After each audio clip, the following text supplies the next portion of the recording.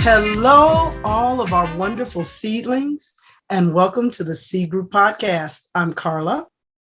Hello, I'm Norman. I'm Albert, and if you need any of our musical services, call 708-351-0333. And tonight, we have a special guest, but what'd you say, Carla? We need to introduce who first? That's right. We need to introduce our magnificent producer. Hello, Marcus. Hey, Marcus. Tonight, we have with us Vince Abrams, a fantastic trumpet player, keyboard player, band leader. He says he doesn't sing much, but he does sing too, but we're not going to talk about that. You make you sound really good. Thank you. Thank you. Yes. Vince Abrams, that name is familiar. Yeah. Aha. Yeah. Mm. Watching the podcast, I know her. Because my memory's not as good. You said what? I said my memory's not as good as it used to be, so I'm going, why do I know? And then I finally figured it out. Oh, that's cool. Long time no see. Yep. It's been a minute. It has been a minute. So first of all, because we have a lot of people in common. Yep. And you're a magnificent trumpet player. Then you're a magnificent trumpet player now. There you go. Yeah, you've only gotten better with time. Everybody says that. I keep hoping it's true. I keep trying. Nobody's told me to stop playing yet, so I guess I'm doing it. So I have a question. Tell me how you formed. Well, first of all, because I would have thought you'd be more into gospel. Okay. You know, I mean, well, just based on past history. Mm-hmm. And I love the fact that you're doing jazz and and I never knew when you graduated high school you were awarded the Louis Armstrong Jazz Award. Congratulations. Way back a long time ago before electric lights. And Hey, an award is an award, okay? Thank you. Tell him, Carla. that was it. No, it was great. It was great. Out of all the jazz students, we had a jazz band at Thornridge High School. And we had jazz band, and that award went out to the guy who they thought, or guy or girl, who they thought was the outstanding jazz person, and I got it. So Congratulations. Cool. Okay.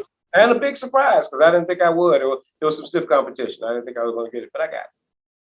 And you kept moving forward. You didn't just stay in the glory of high school years. You kept moving forward. Kept playing. I kept playing. Kept playing, kept doing it. So you formed your first jazz band in what, 1999, right? Right around 1999. A couple of guys got together, and it was called Avant Garden. I didn't name it. The guitar player did. I thought it was that's kind of cool. I get where you're going with that. That's kind of cool. I guess play on Avant Garde, whatever the case. But that was the name for it until I moved on. I lost those guys. Guys, and moved on to some other. They didn't die. I just don't. No, but with music, that generally, you pick some people up, you lose some people. That's kind of the way of the genre. You know what I mean? That's it. And guys, do you have any questions? I don't want to hog all the time. Norman, you have any questions? No, I was listening to him saying about how he got the award and stuff like that. Yeah. I got an award too, but they found out that I didn't really have the name of the person that was supposed to be on there. I kind of my name in there a little bit, and then somebody came over to visit and they saw that, that's that such and such award, and you did it from the such person, and then they looked, and that kind of ended that. So much for that question. So much for that. Okay, so then Well, you know, you have had a lot of influences, so it's not just gospel, it's jazz.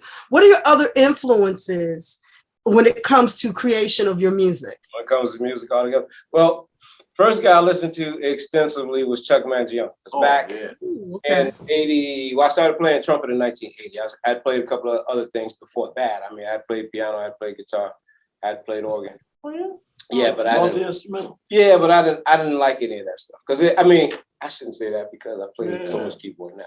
But back at the time I was a kid, and you know, when you're a kid and you got instruments in the house or whatever, and you bang on them and play on them, they're fun until they make you go take lessons. Right. And then Yeah. that's not fun. So when I got the trumpet in my hand for the first time, nobody had to make me practice it. I fell in love with it. So Mangione was the guy I was listening to when I first started. Okay. And got into Tom Brown, Jamaica Funk, and all that stuff. And who was next? And then slowly got into Miles Davis. But I got into Miles Davis' last work. Not when I would tell people like Columbia, Miles is one of my favorite, trumpet players. They think I was with the 50s and 60s. Yeah. And I really didn't hear that first. I heard the last stuff he did with Marcus Miller. Thank you. And that stuff spoke to me because that was what closer to what I was listening to. So that's what I kind of based my sound on those three guys. I can't give you the title right now, but it was a beautiful album. Oh, yeah. It's The Brew. Be Brew. Oh, yeah, that one. That was good. We won't say the title. Yeah. But I see why you like trumpet. I played trumpet briefly in college. Okay. And I'll be honest with you, I really, really enjoyed it. Trombone was my favorite, but I really did enjoy the trumpet. I actually had the embouchure for it. Oh, wow. Okay. Yeah, so I was actually pretty good at it. I picked it up pretty well. Not as magnificently as you, because you have had years of study, but then you recorded your own solo album. So what was the name of that? The first one was called Invincible. Okay, it was in 2000, I think right around 2000. That long ago? That long ago. Way to go. And I did a bunch of Invents. I get it. Yeah, that makes sense. Good play on word. Okay. So yeah, I did that one, and I had 6, 7, 8 songs on it. I wrote or co-wrote with the guitar player I had at the time. Okay. It was the first attempt at. I learned a lot since the first one. I learned a lot since then. It was my first attempt at writing and producing and doing pretty much, everything. So, but that's good though. You learn as you continue to go and grow, and then you formed the Jazz Matrix. Jazz Matrix was right around the 2003, 4, somewhere around that time frame. And that consisted of me and Calvin Whitaker, who's my bass player, who's the guy who's with me still to this day. So he and I have been doing it for over 20 years. I can't keep him down. Can't keep him with me because he's everybody. JT used to be with you. JT's with me. JT's with me. I just played with JT early last month. Yeah, James Thornton. Okay. He's my bass player. Yep. One of my. I'm sorry. One of my bass. One of. That's it. Small world. That's what happens. You have one of, and there are a lot of one ofs. So I got just several bass players, several keyboard players, and I never had the same band twice. I always got it all changes up. But Calvin's the guy who's been with me the longest. He just got too big. I can't get him all the time. And he and I became the Jazz Matrix because over the time, we'll have a lot of time. But over the time period, we started with some guys, we got rid of those guys, got other guys. But it was always he and I were the constants. Carla. You always have that like glue. Go ahead, sir. Yeah. No, I was just laughing because is he on your new album too? Mm-hmm. Yes. Oh, okay, that's cool. That's cool. What's the the new one's not out yet. Oh, sorry about that. Wait, that's okay. We can talk preview. About it. We can talk about it. The new one's not out yet. I did some singles, and the singles I did are covers. Oh, but the original that I brought with me today, that one is that one's called Showdown. Okay. And that one, Okay. John White, who was a tenor saxophone player. The title of the new one is The Wrath of the Funky Trumpet. Okay. Oh, I love it. I'm digging. I didn't write the I song. love I'm working You'll on get it. to it. I'm working on the song. I can't have that cool of a title and not a great song to go with. Thank you. So I'm still working on it. Thank you. Thank you. Now, I have another question. Okay. You have opened for some very fantastic people. Was it Annie Lennox was one of them, right? Annie Lennox and nice. Sting were at it's not the Tweeter Center anymore. It's over here in Tinley Park. Oh, The outdoor I know what theater. you're talking about. Yeah. Yeah. The Tweeter Center back at the time we did it. And I didn't get a chance to meet either one of them. And I I really was gonna ask that. I really want to meet Sting, man. You know, the influence. Sting is cool. Yeah. Yeah, but they did. We were in the opening area, and we were bringing everybody in, and they were in a different area, and we never got a chance to see either one of them. And then we did.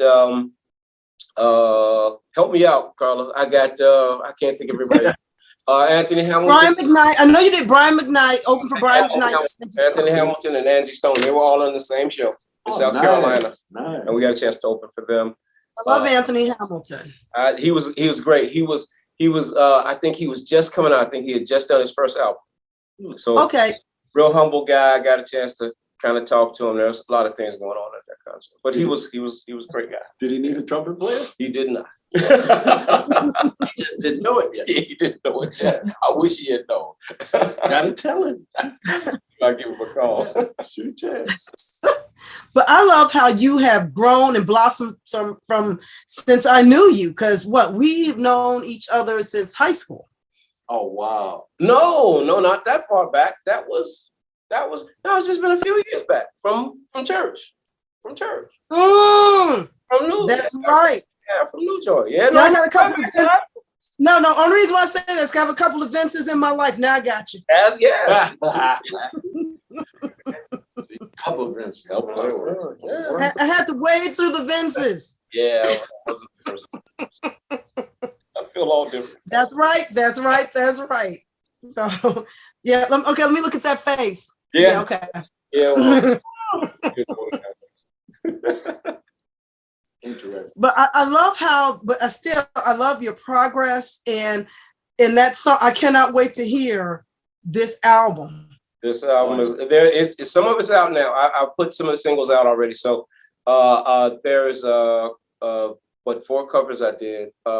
Showdown's out. That's the original. Good. That one's out. Is that the one we're gonna play? We're gonna play that one. We're gonna play that. That's one we're gonna play later on. And then I covered Luther. See, now I can't think of anything. That's My mind goes. See, we were talking about that bad memory. So, It's okay. if only for one night. That's it. Love that song. Okay. I'm a Luther fan. Woo! Let me get up my fans. Woo! Luther. Okay. The Angela Bofield classic. I Try. Oh, okay. Okay. Good. Okay. I did cover of that one. That one turned out really nice. And Liberian Girl, Michael Jackson. Yeah. Oh, nice.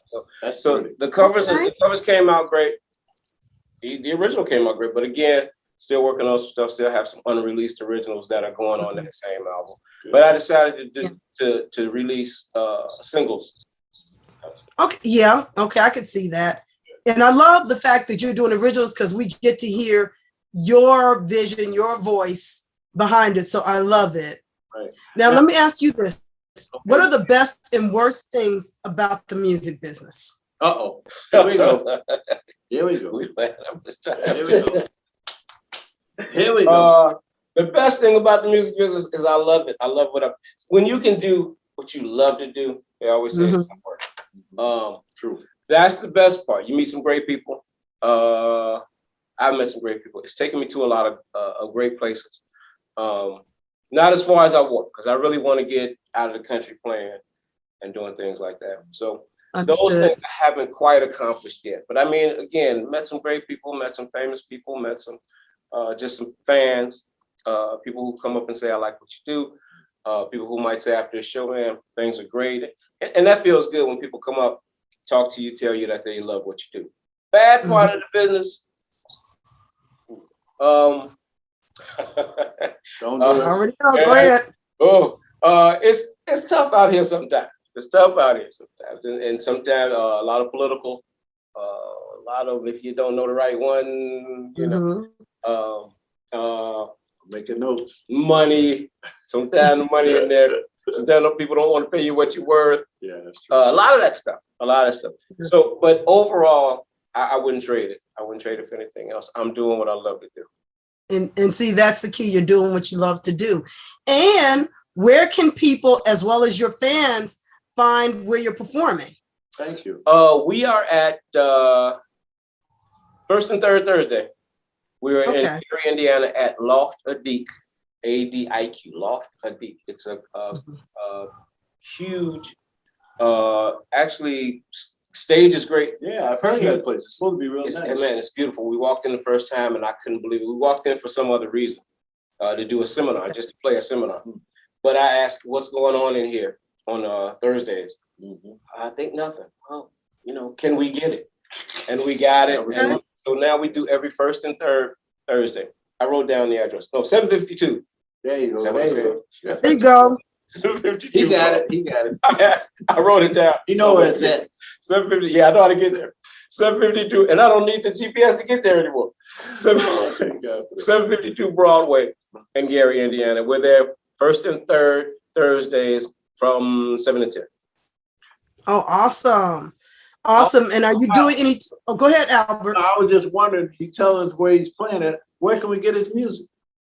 You took the words right out of my mouth. The next question. Oh, thank you. Sorry about that. That's such a good next question. You can get it at Vincent L. Abrams.net. That's where that's my website. All the YouTube stuff can be. If you go all the way to the bottom, you'll get all these links where Facebook, YouTube, and everything else, and I'll show you where everything is. Music is downloadable or streamable on Spotify, iTunes, Apple Music, and a bunch of the rest of it. We're gonna do the same thing on ours too. We're gonna put it down there like you always say down there. Down in the description box. The bottom of the page. You say like sometimes the money is funny and they don't pay you. Is it like you got this contract or expected to pay and then they come up short or something? If you can work by I mean, you can work by contract too, but a lot of times you go to places and you ask for a dollar amount and they're not able to pay it or unwilling to pay it or whatever the case is. And you end up maybe either cutting down. I have a 5-piece band normally. Myself on trumpet, lead guitar, bass guitar, drummer, keyboard. That's the band I like to do. That's what I like to have. When the money starts going down, then I have to cut somebody out and eliminate somebody. And it's, and then it takes away from my sound and what I do. And then you don't get the full, you don't get the full effect of what I do. So like I say, it's tough because when you go into places and you're looking for a certain thing and they don't, you been there, done that. Yeah. And I really wish. So since I'm here, then I'm putting it out there. If there are any booking agents who would like to book me, hey, hold call what number? 219-680-6690. You have to look that up. There you go. See, glad you did. Call me because I hate booking myself. I don't want to do that. If I can eliminate any part of it, I'd do that. What was the number? 219-680-6690. One more time. 219-680-6690. You already have our number if you want to book us. Well, Hey, Kyla, I'm sorry. Marcus looked like he had a question. I was wondering. Okay, Marcus, because we're going to bring it home. Give us that question. Oh, well, since it's open. Yeah. Do you have a favorite song? Do you have a top 3, a favorite song you love working on, or favorite song you love performing? Of mine or when I perform? Yes. Oh, wow. No, because we do a huge variety. So I have one of my originals, and I'm just starting to do, and it's called "Return of the Second Coming." A lot of my songs have weird titles, and they need explanations, so I won't go into that. But it's called "Return of the Second Coming," and I'm yes. I'll give you a quick explanation. We're gonna ask. Right, So Tom? the guitar player that I had, I call we would say he played like Jimi Hendrix. Oh, I like him already. And he had left the band. Oh, ooh. So and we'd always call him the second coming of Jimi Hendrix. So he left the band, returned to the band. So it was Return of the Second. Oh, cool. There you go. So now back to your question. Now back to your question. So that's one of the ones I'm doing now, because I didn't do a lot of originals. I do a lot of covers. And then the other night we were at Karma. We were at a cigar lounge out in Maryville, Indiana. Yeah, we do. Yeah, we do a lot of cigar lounges. I made a lot of deals to play in a lot of cigar lounges. Good idea. I have to remember. Yeah, it works out because it's sitting and talking to people. You know. And we did. I had an idea. I said, "Let's play that funky music," because we hadn't done it as My an favorite instrumental. song. Yeah, and nobody does it instrumental. And we No. did it, and the crowd, yeah, they lost it. And you said top three. What about the? We haven't done it lately, but yeah, I used to When I do learned so that- good quite a bit. Yeah, That was a monster. we used to do it. Matter of fact, I should do that. I think I'm gonna do it on the next show. Next show. Okay. Make sure you show up, because the next show he's gonna play that song. Now, Yes, and you will love it. yeah, especially if I go home and practice it first. That helps. That helps. Well, as we bring this to a close, this episode, we want to thank you so much, Vince, for joining us. Thank you for having me. It's been fun. Oh, It's been a great pleasure. And thank you for being between those wonderful two guys there. Yeah, hey, they're great guys. Great guys. Looking around. I don't know, somebody else in here? that's what I said. Oh, Okay. so thank you for joining us, and we look forward to having you back again. And we are especially looking forward to playing your music. Great. Yes. Thank you very much. I appreciate it. Thank you guys for having me. Yes. Thank you. It's our pleasure. For you, anytime. I'll do this. For So everybody. I'm sorry, did you say something, I said Albert? I was trying to tell him we don't do this for everybody. It's just because There you go. was you that you're doing. That's right. So as we bring this episode to a close, Seedlings, you know what we always end with. Plant a seed and watch it grow. Bye-bye. Right.